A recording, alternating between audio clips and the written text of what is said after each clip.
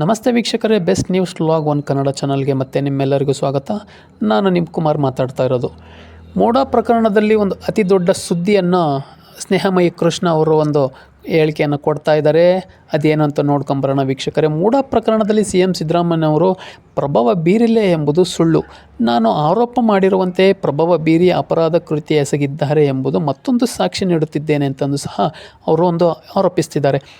ಸದರಿ ಜಮೀನನ್ನು ವ್ಯವಸಾಯೇತರ ಉದ್ದೇಶಗಳಿಗೆ ಭೂ ಪರಿವರ್ತನೆ ಪಡೆಯುವುದಕ್ಕೆ ಬಳಸಲು ಬರುವುದಿಲ್ಲ ಎಂದು ಪ್ರಾಧಿಕಾರದ ನಗರ ಯೋಜನಾ ಸದಸ್ಯರು ಸ್ಪಷ್ಟವಾಗಿ ಸಹ ತಿಳಿಸಿದ್ದಾರೆ ಅಂತಲೇ ಸಹ ಸ್ನೇಹಮಯಿ ಕೃಷ್ಣ ಅವರು ಹೇಳ್ತಾ ಇದ್ದಾರೆ. ಅನ್ಯಕ್ರಾಂತ ಆದೇಶದಲ್ಲಿ ಜಮೀನನ್ನು ಬಳಸಬಾರದು ಎಂಬುದನ್ನು ಪತ್ರವನ್ನು ಬಳಸಬಾರದು ಎಂಬುದನ್ನು ಉಲ್ಲೇಖಿಸಿ ಅನ್ಯಕ್ರಾಂತ ಆದೇಶ ಮಾಡಿದ್ದಾರೆ.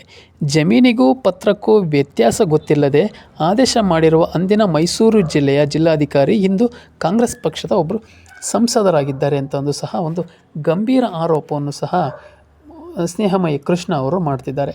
ಇನ್ನು ಮತ್ತೊಂದು ಆರೋಪ ಏನಪ್ಪ ಅಂದರೆ, ದಿನಾಂಕ 28/6/2024 ಶುಕ್ರವಾರದಂದು ಸಂಜೆ ಮಾನ್ಯ ಲೋಕಾಯುಕ್ತ ಸರ್ಚ್ ವಾರೆಂಟ್ ಆದೇಶವನ್ನು ಮಾಡಿರುತ್ತಾರೆ.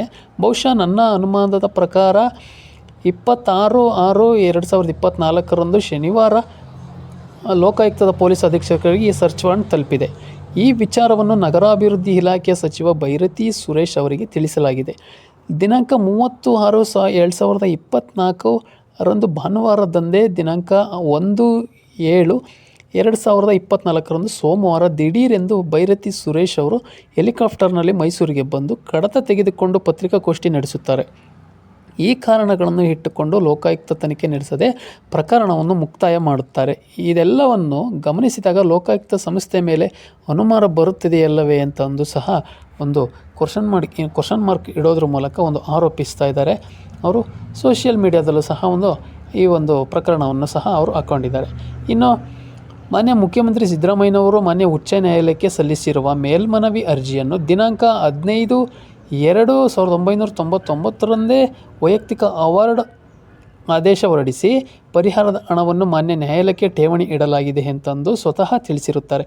ಈ ಪರಿಹಾರದ ಹಣವನ್ನು ಪಡೆದುಕೊಳ್ಳದೆ ಜಮೀನಿನ ಪರಿಹಾರ ನೀಡಿಲ್ಲ ಎಂತಂದು ಸುಳ್ಳು ಅರ್ಜಿ ಸಲ್ಲಿಸಿ 14 ನಿವೇಶನಗಳನ್ನು ಪಡೆದುಕೊಂಡಿರುವುದು ಅಕ್ರಮ ಮತ್ತು ಅಪರಾಧ ಕೃತ್ಯವಲ್ಲವೇ ಅಂತ ಹೇಳೋದ್ರ ಮೂಲಕ ಸೋಷಿಯಲ್ ಮೀಡಿಯಾದಲ್ಲಿ ಈ ಒಂದು ಮಾಹಿತಿಯನ್ನು ಸಹ ಅವರು ಸ್ನೇಹಮಯಿ ಕೃಷ್ಣ ಅವರು ಒಂದು ಕ್ವಶನ್ ಮಾರ್ಕ್ ಇಡೋದ್ರ ಮೂಲಕ ಒಂದು ಆರೋಪಿಸ್ತಾ ಬರ್ತಾ ಇದ್ದಾರೆ.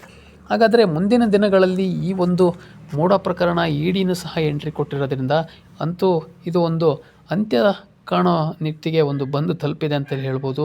ಈ ಮೋಡಾ ಪ್ರಕರಣದಲ್ಲಿ ಇನ್ನು ಸ್ನೇಹಮಯಿ ಕೃಷ್ಣ ಅವರು ಯಾವ್ಯಾವ ದಾಖಲೆಯನ್ನು ಹೊರಗಿಡ್ತಿದ್ದಾರೆ, ಇನ್ನು CBIಗೆ ಈ ದಾಖಲೆಯನ್ನು ಕೊಡೋದಕ್ಕೂ ಮುಂಚೆ ಇನ್ನು ಕೋರ್ಟ್ನಲ್ಲಿ ವಿಚಾರಣೆ ಸಹ ನಡೀತಾ ಇದೆ. ಈ ಕೇಸನ್ನು CBI ಕೊಡ್ತಾರೋ ಅಥವಾ ಮುಂದಿನ ದಿನಗಳಲ್ಲಿ ನ್ಯಾಯಾಲಯನೇ ಸಹ ಇದಕ್ಕೆಲ್ಲ ಒಂದು ಸ್ಪಷ್ಟ ಉತ್ತರ ಸಿಗಬೇಕಾಗಿದೆ ವೀಕ್ಷಕರೇ.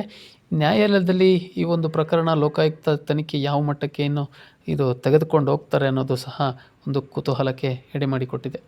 ನಮ್ಮ ಮಾಹಿತಿ ನಿಮಗೆ ಇಷ್ಟ ಇದ್ದರೆ ನಿಮ್ಮ ಅನಿಸಿಕೆ ಅಭಿಪ್ರಾಯಗಳನ್ನು ಕಮೆಂಟ್ ಮೂಲಕ ತಿಳಿಸಿ. ಧನ್ಯವಾದಗಳು.